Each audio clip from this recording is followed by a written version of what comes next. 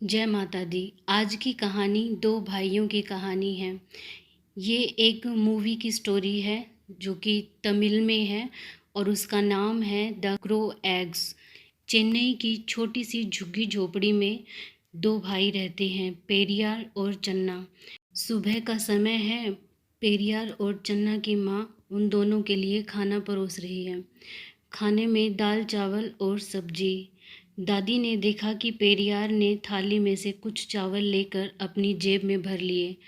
माँ इन सब चीज़ों से बेखबर अपनी सास से कहती है, बच्चों के पिताजी को जेल से छुड़ाने के लिए वकील 30,000 रुपये मांग रहा है, जबकि मेरे पर्स में तो सिर्फ 100 रुपये पड़े हैं। ये तो किराए में ही खर्च हो जाएंगे। अगर आप चलना चाहें तो मेरे साथ चल सकती हैं, अपने बेटे से मिल लेना। लेकिन पेरियार की दादी मना कर देती है क्योंकि वो अपने बेटे से नाराज़ है। खाना खाने के बाद पेरियार और चन्ना चले मैदान की तरफ, जहां वो अक्सर खेलने के लिए जाते थे। लेकिन वो वहां खेलने के लिए नहीं जाते थे, उनको तो वहाँ कुछ और ही काम होता था। पेरियार ने जेब में से चावल निकाले और वहां रखे हुए एक पट्टे के ऊपर रख दिए। चावल देखकर कौवे पेड़ से उतरकर नीचे आ जाते हैं और पेरियार पेड़ पर चढ़कर कौवे के घोंसले से अंडे निकाल लेता है। दोनों भाई एक एक अंडा खाते हैं और फिर अपनी माँ के साथ अपने पिताजी से मिलने के लिए पुलिस स्टेशन जाते हैं। पुलिस स्टेशन जाकर उन्हें अंदर पिताजी से मिलने की परमिशन नहीं मिल पाती, इसलिए वो बाहर ही रुकते हैं और उनकी माँ अंदर बात करने के लिए जाती है और वो दोनों भाई बाहर से ही चिल्लाकर अपने पापा से बात करते हैं। पेरियार और चन्ना एक सोसाइटी के पार्क में एक बच्चे से मिलते थे जिसका नाम सीबू था। वो उसी सोसाइटी में रहता था और उन दोनों से बात करने के लिए कभी कभी जाली के पास आ जाता था। पेरियार और चन्ना सीबू को बताते हैं कि वो दोनों भाई रेलवे ट्रैक से कोयला उठाते हैं और उसे फिर बाज़ार में जाकर बेचते हैं, जिससे उनके घर का खर्च चलता है। चन्ना और पेरियार आज जब कोयला देने के लिए दुकान पर आते हैं तो दुकान के बाहर रखे हुए टीवी में चल रहे प्रोग्राम को बड़े ध्यान से देखते हैं और फिर घर जाकर अपनी दादी और मम्मी के सामने वो एक्ट करके दिखाते हैं। फिर चन्ना अपनी माँ से एक जिद करता है कि हमारे घर में भी तो टीवी होना चाहिए। चन्ना की माँ कहती है कि जब तुम्हारे पिताजी तो हम ज़रूर एक बड़ा टीवी लेकर आएंगे। चन्ना की माँ जब अपने काम पर जाती है तो अपनी सहेली को अपनी परेशानी के बारे में बताती है कि वकील 30,000 रुपये मांग रहा है और उनके पास इतने पैसे नहीं हैं। तो वो सहेली कहती है कि हाँ, 30,000 रुपये सच में बहुत बड़ी रकम है। तुम्हें हमारे मंत्री से बात करनी चाहिए, वो तुम्हारी कुछ मदद कर सकता है।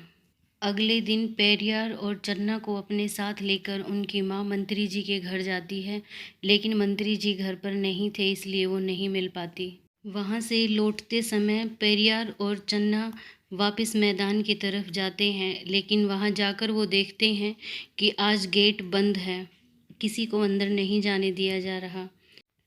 उस पूरे मैदान को किसी ने खरीद लिया था, वहाँ पे मॉल बनने वाला था, इसलिए उस पेड़ को भी काट दिया गया जिस पे कौवे के घोंसले बने हुए थे।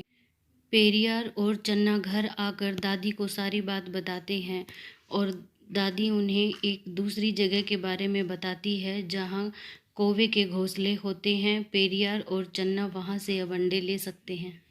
जैसे ही वो दोनों बाहर निकलते हैं, उन्हें बाहर पिज़्ज़ा डिलीवरी बॉय मिलता है।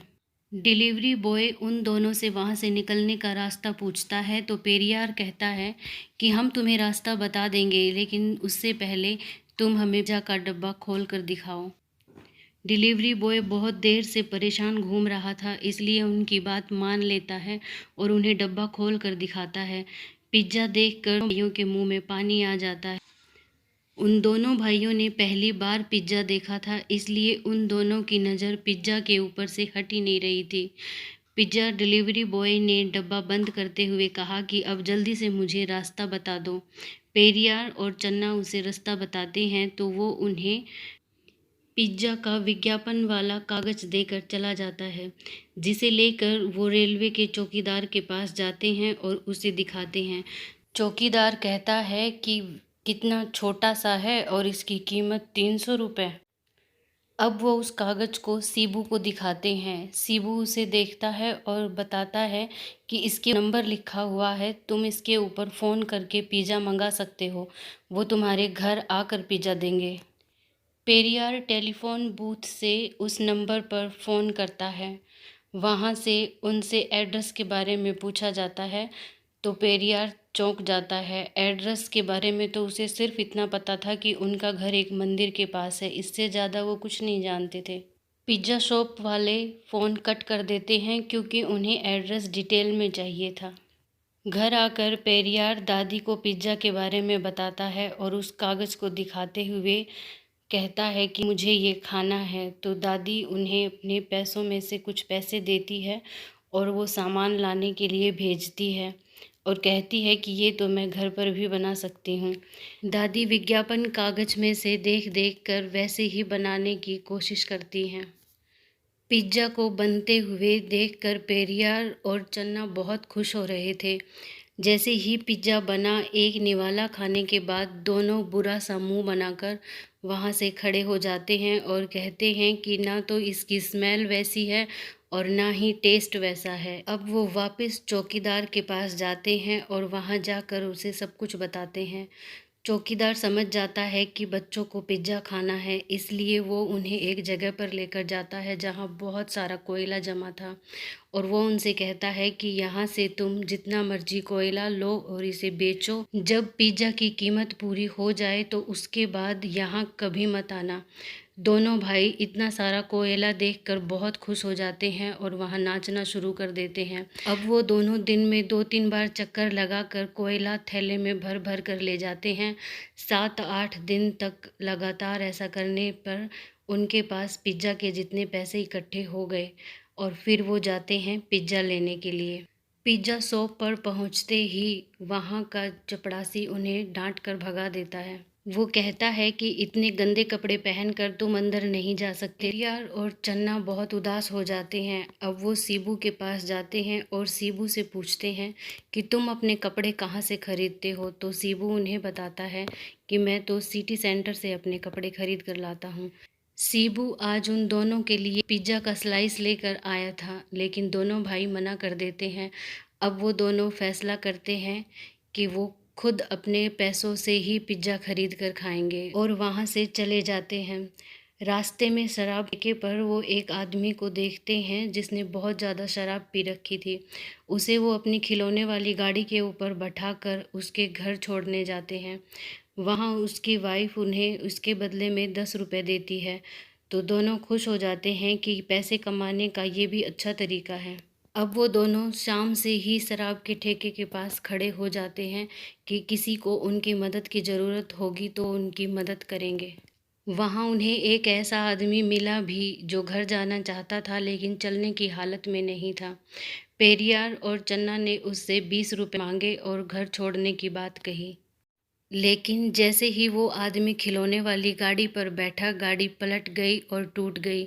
चन्ना और पेरियार वहाँ से सिर पर पैर रखकर भागे। अब दोनों भाई रेलवे ट्रैक पर जाते हैं और पेरियार एक बड़ा सा डंडा उठाता है। उसने सोचा था कि ट्रेन के गेट में लोग बैठे रहते हैं, उनसे फ़ोन छीन लेगा और फिर उसे बेचकर पैसे कमाएगा, जैसे कि आम तौर पर झुग्गी झोपड़ी वाले लोग करते हैं। लेकिन पेरियार रुक जाता है और डंडे को फेंक देता है, वो ऐसा नहीं कर पाता। अगले दिन जब चन्ना पेस्ट कर रहा होता है तो उसके पास आकर एक छोटा सा डॉगी बैठ जाता है।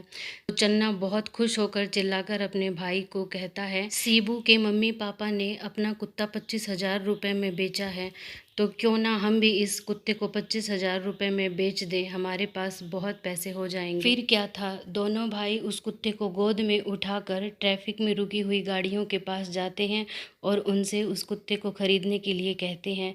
लेकिन कुत्ता तो कोई खरीदता नहीं, उन्हें डांट कर सब भगा देते हैं। किसी तरह से बात नहीं बन रही थी। अब वो दोनों भाई समझ चुके थे कि पैसे कमाने के लिए उन्हें सिर्फ मेहनत करनी है। अब वो किसी के लिए पानी भरते हैं, दीवारें साफ करते हैं, ट्रैफिक में जाकर विज्ञापन वाले कागज सबको बांटते हैं जिसके लिए उन्हें पैसे दिए जाते हैं। कई दिन की मेहनत के बाद आखिरकार 320 रुपये जमा हो ही गए, जिन्हें लेकर वो सिटी सेंटर के लिए बस में बैठकर जाते हैं। रास्ते भर दोनों भाई बहुत खुश थे। उन्हें सिटी सेंटर जो जाना था कपड़े खरीदने के लिए। सिटी सेंटर में बहुत बड़े बड़े मॉल थे, वहाँ वो कहीं कपड़े नहीं खरीद पाए।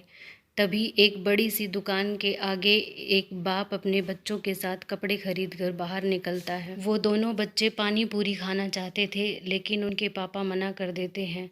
तभी अपनी जेब टटोलने पर उन्हें पता चलता है कि उनका मोबाइल अंदर ही रह गया, इसलिए वो अंदर अपना फ़ोन लेने के लिए जाते हैं।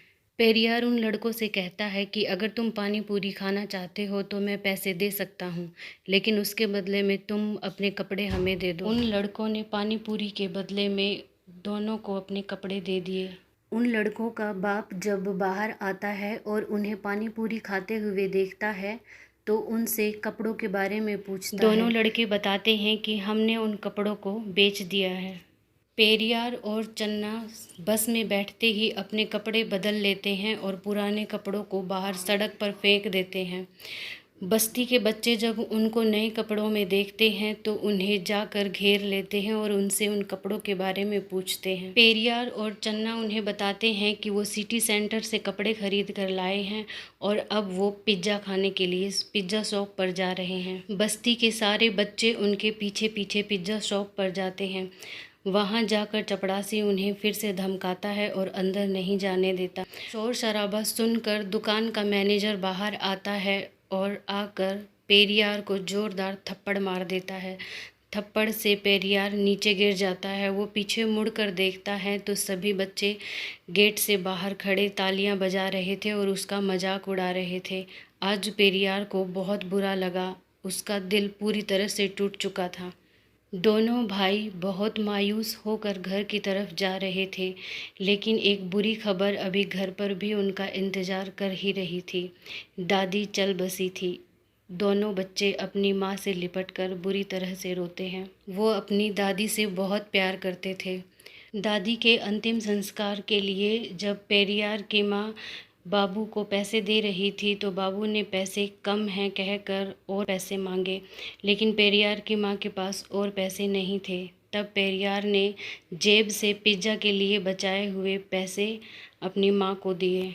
अगले दिन जब पेरियार और चन्ना घर से निकलते हैं तो बस्ती के बच्चे उन पर हंसते हैं और उनका मजाक उड़ाते हैं। वहीं बैठे हुए रमेश और बाबू उनसे पूछते हैं कि तुम ऐसा क्यों कर रहे हो। तब वो बच्चे उन्हें वो वीडियो दिखाते हैं जिसमें पेरियार को थप्पड़ लगा था। वीडियो देखकर रमेश और बाबू के दिमाग में इस वीडियो से पैसे बनाने का आइडिया आता है। वो दोनों पिज़्ज़ा की दुकान पर जाते हैं और वहां जाकर दुकान के मालिक से कहते हैं कि अगर इस वीडियो को हम मीडिया में बेच दें तो आपकी दुकान को अच्छा खासा नुकसान हो सकता है। इससे अच्छा होगा कि कुछ ले देकर हम बात को यहीं के यहीं रोक दें। दुकान का मालिक एक दिन का समय मांगता है और उन्हें जाने लिए कहता है। दोनों दोस्त वहां से निकल जाते हैं। रास्ते में बाबू और रमेश बात करते हैं कि 3 से 5 हज़ार रुपये तक तो बन ही जाएंगे। अब वहाँ मीटिंग होती है। मीटिंग में एक वकील भी है। वकील उन्हें समझाता है कि कुछ ले देकर बात को ख़त्म करना ही सही रहेगा। हम उनसे कुछ पैसों की पूछेंगे, जिसमें वो मान जाते हैं तो हमारा काम हो जाएगा। वकील बाबू के पास फ़ोन करता है और फ़ोन करके कहता है कि एक बार में ही बात फाइनल करते हैं। हम तुम्हें 1 लाख रुपए देते हैं, तुम हमें वो वीडियो दे दो। 1 लाख रुपए की सुनकर तो बाबू बहुत खुश हो जाता है, क्योंकि उसने तो सिर्फ 5 हज़ार रुपये सोचा था। लेकिन फिर भी वो अपने दोस्त से कहता है कि 6 हज़ार रुपये में डील हुई है, 3 तुम्हारे और 3 मेरे। अगले दिन बाबू वापस उसी दुकान पर जाता है और वहां जाकर पैसों के बदले में उस वीडियो को उन्हें सौंप देता है। जैसे ही पैसे लेकर बाबू दुकान से बाहर निकलने वाला था, तभी वहां दुकान में वही वीडियो चलती है जिसे बाबू ने अभी अभी बेचा था। तभी उसके पास रमेश का फ़ोन आता है और वो बहुत खुश होकर बाबू को बताता है कि जिस वीडियो को तुम 6,000 में बेच रहे हो, उसे मैंने मीडिया में 7,000 रुपये में बेच दिया है। जल्दी आ जाओ, अब हम दोनों मिलकर यहाँ पार्टी करेंगे। इसके बाद बाबू की ज़बरदस्त पिटाई होती है और उससे पैसे भी छीन लिए जाते हैं। वीडियो देखने के बाद डिलीवरी बॉय अंदर आता है और कहता है कि मैं उन बच्चों को जानता हूँ और मैं उन दोनों को यहाँ ला सकता हूँ। डिलीवरी बॉय और मैनेजर दोनों बस्ती की तरफ जाते हैं उन दोनों बच्चों को ढूंढने के लिए। उधर बाबू भी अपने एरिया के एमएलए को कहता है कि हमारी बस्ती के बच्चे को एक पिज़्ज़ा की दुकान वाले ने पूरी मीडिया सामने बहुत मारा है, हमें उसको न्याय नहीं दिलाना चाहिए क्या। एमएलए उल्टा पिज़्ज़ा वालों का साथ देता है और उनसे कहता है कि आप पैसों का इंतज़ाम करके रखिए, बड़ा मामला मेरे कंट्रोल में ही है। अब तक इस वीडियो को लगभग हर कोई देख चुका था, वाय पेरियार और चन्ना की माँ के। पेरियार और चन्ना ने जब खुद को टीवी पर देखा तो वो बहुत डर गए। उन्हें लगा कि उन्होंने बहुत कुछ गलत कर दिया है, इसलिए वो डर के मारे घर से ही भाग गए। वहाँ पेरियार की माँ अपने काम में व्यस्त थी तो बाबू जाकर उन्हें वीडियो के बारे में बताता है। पेरियार की माँ को कुछ भी नहीं पता था। एकदम से ये सब कुछ सुनकर वो बहुत घबरा जाती है और जल्दी से घर आकर अपने बच्चों को देखती है, लेकिन वहाँ कोई नहीं था, दोनों घर से जा चुके थे। अब वो दिन भर उन्हें ढूंढते हुए इधर से उधर भटकती रहती है, लेकिन उनका कहीं कोई पता नहीं चला। रात को वो वीडियो देखती है और उसे बहुत रोना आता है। रात भर वो चौखट पर बैठकर अपने बच्चों का इंतज़ार करती रही, लेकिन वो लोग नहीं आए। सुबह पुलिस वाले उसे पुलिस स्टेशन ले जाए आते हैं ताकि कुछ ज़रूरी जानकारी उन्हें मिल सके। पुलिस की गाड़ी जब एक तालाब के पास से निकल कर जाती है तो चन्ना और पेरियार वहाँ उस चौकीदार के साथ ही बैठे हुए थे।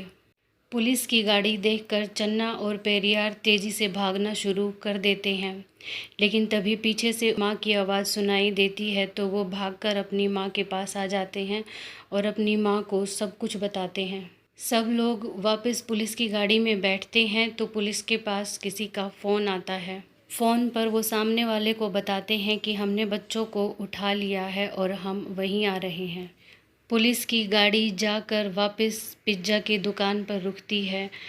पेरियार और चन्ना के लिए आगे बढ़कर कोई दरवाज़ा खोलता है। आज चन्ना और पेरियार एक सेलिब्रिटी की तरह नीचे उतरते हैं।